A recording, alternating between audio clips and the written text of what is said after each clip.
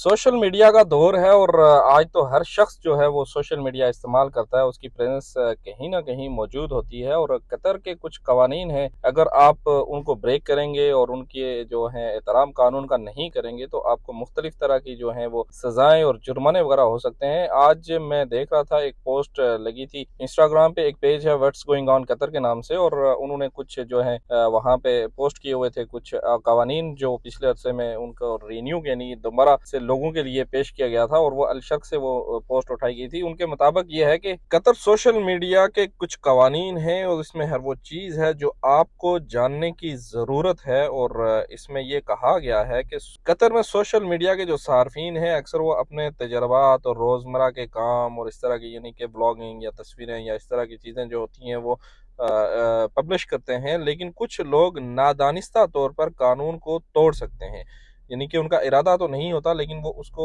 तोड़ सकते हैं ना, इल्म ना होने की वजह से। अलशर की तरफ से शाया होने वाली इस रिपोर्ट में कुछ सोशल मीडिया के इस्तेमाल के लिए नुमायां तरीन गलतियों पर रोशनी डाली गई थी, और वो कुछ ऐसे हैं जैसे सकाफती रसूम और रवाज के एहतराम का फुकदान, और इसमें वकील अहमद अल सबई ने रसूम और रवाज के और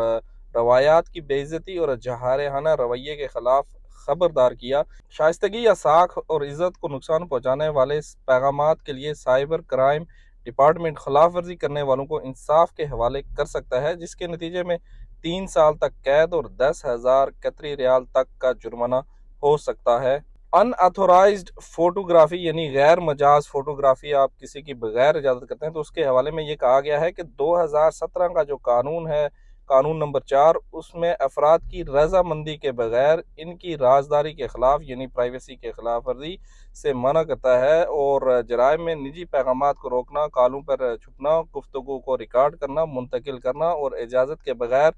तस्वीर वीडियोज़ लेना या किसी को भेजना शामिल है।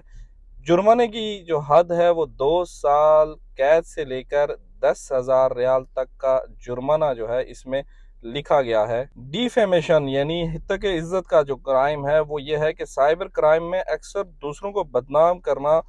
बहतान लगाना और बदनाम करना शामिल होता है। मुतासरीन अक्सर शर्म के खौफ से ऐसे जराइम की रिपोर्ट नहीं करते जिसकी वजह से उन्हें धमकियां मिलना या इनकी तौहीन करना मकसूद होता है। खिलाफ वर्जी करने वालों को कैद और जुर्माने का सामना करना पड़ सकता है, और हुक्काम मुतासरीन से रिपोर्ट करने पर जोर दे रहे हैं कि हुक्काम को हादसात की इतला दी जाए। अगर उनको कोई उनकी इज्जत पे वार कर रहा है या उनके ऊपर कोई इस तरह का कोई बहतान लगाया जा रहा है सोशल मीडिया पर, तो वो उसको रिपोर्ट ज़रूर करें। इस सारी बात का लुबे लुबाब ये है कि कतर में सोशल मीडिया सार्फिन को इन जराइम से बचने के लिए एहतियात बरतनी चाहिए, क्योंकि कतरी कानून माशरे और इनफरादी जो है राजदारी के तहफ़्फ़ुज़ के लिए इन्हें संजीदगी से लेता है। और जनाब, ये कुछ अपडेट थी जो मैंने आपके साथ शेयर करनी थी। आजकल तो हर हाथ में फ़ोन है, हर आदमी जो है वो सोशल मीडिया यूज़ कर रहा है, चाहे वो टिकटॉक हो, फेसबुक हो या मुख्तलिफ दीगर जो हैं